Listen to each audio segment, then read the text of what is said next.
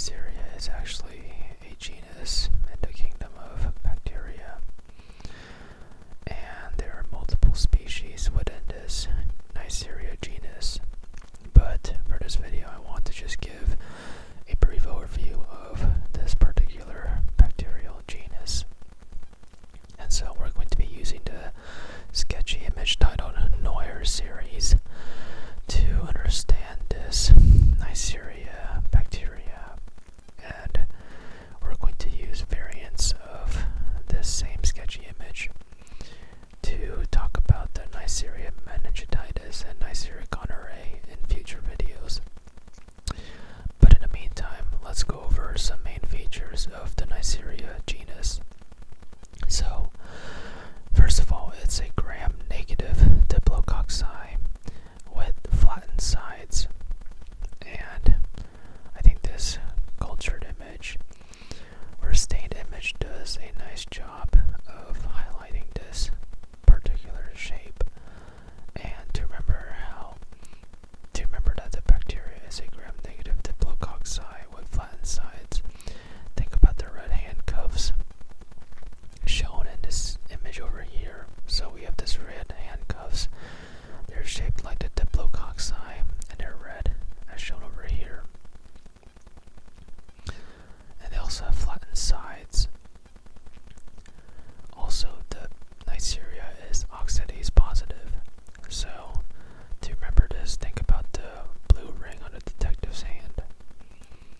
And here's a small ring over here. And it's going to grow on chocolate agar and 5% carbon dioxide atmosphere. To remember this, think about the detective holding a chocolate bar, also shown over here. And then it's also going to grow on the VPN agar, which is also called the Thayer-Martin medium.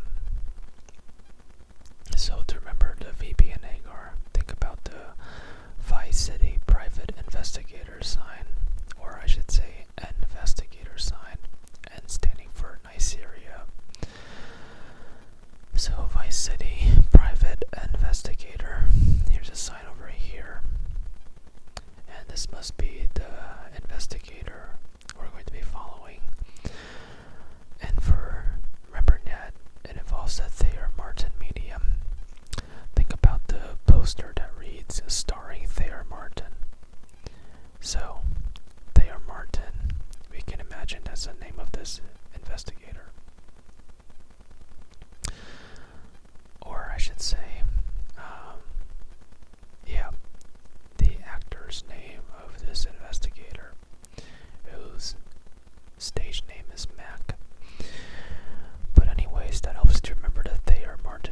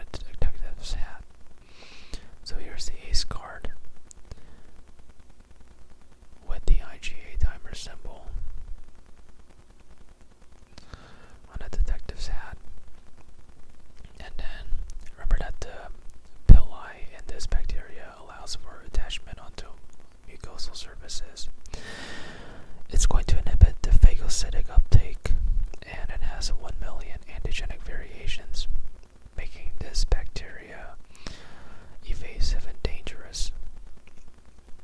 To remember this, think about the detective having the pocket watch with many different chains to indicate this variable pill eye. So it looks like this is part of the pocket watch with many different chains, and that's supposed to represent the pill eye that is part of the Neisseria structure. And so the reason why it's important to know all of these general features is that it's going to help us better understand why Neisseria meningitidis and Neisseria gonorrhoeae are so pathogenic and problematic in the clinical setting. So in the meantime, I just want to point out some main differences between these two bacteria, even though they're part of the Neisseria genus. So when it comes to bacterial capsule, Neisseria meningitidis has the capsule, but Neisseria gonorrhoeae doesn't. For vaccines, there is a vaccine for Neisseria meningitidis. It's highly recommended, especially for students going to college, as college dorms are one of the perfect breeding grounds for this, as we'll talk about in the next video. And then the Neisseria gonorrhoeae, unfortunately, there's no vaccine for it.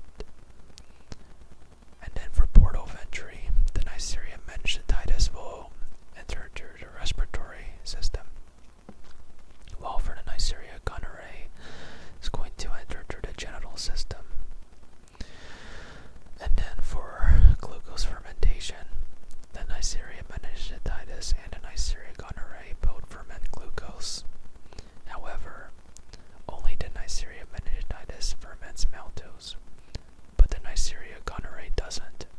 So just keep that in mind. And then for beta-lactamase production, the Neisseria meningitidis rarely produces this enzyme, but the Neisseria gonorrhoeae is common and notorious for producing this enzyme. And the reason why we need to know this is if we're prescribing some penicillin derivatives to treat these bacteria, we have to watch out for the presence of the beta-lactamase enzymes.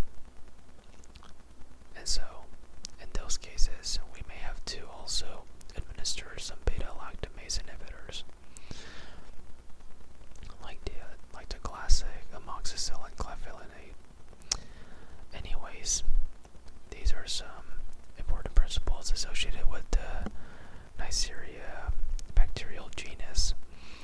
Please comment down below any other information that needs to be shared regarding this particular bacteria, and or any clarifications that need to be made.